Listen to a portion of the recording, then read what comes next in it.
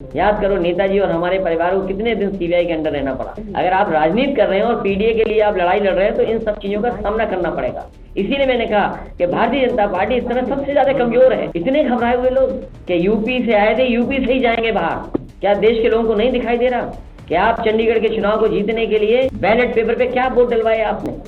Vote को खराब किसने किया? नमस्कार दोस्तों, भारतीय जनता पार्टी होने वाले लोकसभा चुनाव में अखिलेश यादव और विपक्ष से इतना घबराई हुई है कि अब उनके ऊपर चुनाव से ठीक पहले ईडी और सीबीआई का दांव खेलना शुरू कर दिया।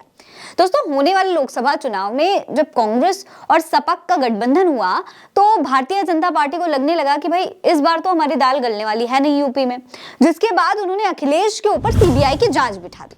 हालांकि अखिलेश ने बीजेपी की इस बौखलाहट का बड़े अच्छे से जवाब दिया है।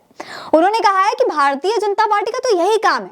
आज से कुछ साल पहले भी नेताजी के साथ हमारे पूरे परिवार को ये सब झेलना पड़ा था। पहले आप सुनिए क्या कह रहे हैं अखिलेश यादव। यह पहली बार सीबीआई नहीं बुला रही है। याद करो नेताजी और हमारे परिवार को कितने दिन सीबीआई के अंडर रहना पड़ा। दोस्तों, अखिलेश को ये नोटिस साल 2012 और 2016 के बीच हमीरपुर अवैध खनन मामले को लेकर आया है, जिसको लेकर जनवरी 2019 में सीबीआई ने इस मामले में 11 लोगों के खिलाफ एफआईआर दर्ज की थी। एफआईआर में हमीरपुर की तत्कालीन डीएम बी चंद्रकला, खनिज अधिकारी मोइनुद्दीन, सपा एमएलए रमेश मिश्रा जो कि अब भाजपा में शामिल हो गए हैं, संजय दीक्षित और उनके पिता सत्यदेव दीक्षित सहित कई और लोगों का नाम भी शामिल था। लेकिन अखिलेश का यहाँ पर कहीं भी कोई नाम नहीं शामिल था।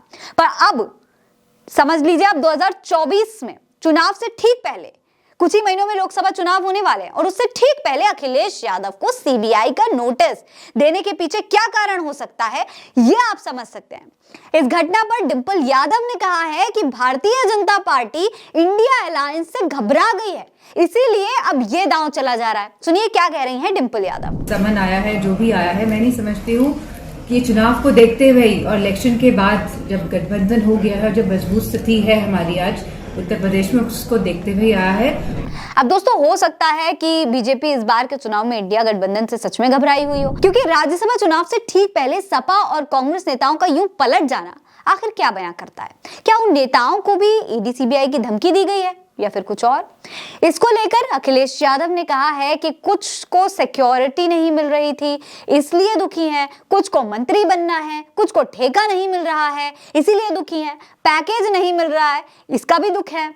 सुनिए क्या कह रहे हैं अखिलेश यादव। तो मंत्री बनना चाहते हैं तो दुखी हैं, पैकेज नहीं मिल रहा तो दुखी हैं, ठेका नहीं मिल रहा तो दुखी हैं, आपको सिक्योरिटी नहीं मिल रही तो दुखी हैं। दोस्तों, इसके अलावा जब अखिलेश से पत्रकारों ने उनके सबसे करीबी नेता यानी कि मनोज पांडे के बारे में पूछा तो मनोज पांडे की दगाबाजी के बारे में उन्होंने क्या कहा? दरअसल उनका कहना है कि ये बीजेपी का एक्सचेंज ऑफर है, वो लेन देन करते रहते हैं। अगर मनोज पांडे बीजेपी के साथ जा रहे हैं तो हो सकता है कि उनका ख्वाब पूरा हो रहा हो, मतलब वो मंत्री बनने वाले हों, क्योंकि वो तो मंत्री बनना ही चाहते थे और अब हो सकता है कि बीजेपी केशव की जगह उप मुख्यमंत्री मनोज को ही बना दे।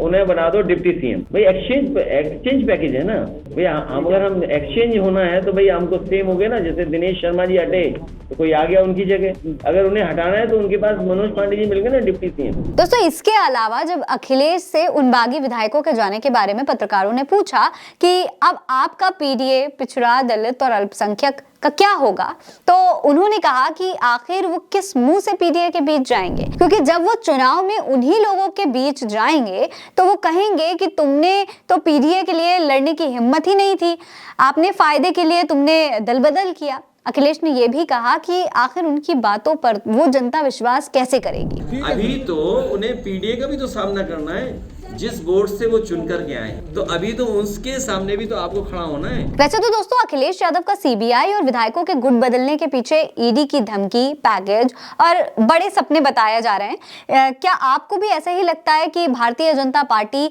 की सरकार इन विधायकों को सिर्फ लालच देकर अपने पास ला रही है, या फिर इसके पीछे सच में भारतीय जनता पार्टी का कोई बहुत बड़ा डर है? आपको क्या लगता है? अपनी राय में कमेंट सेक्शन में लिखकर जरूर बताइएगा।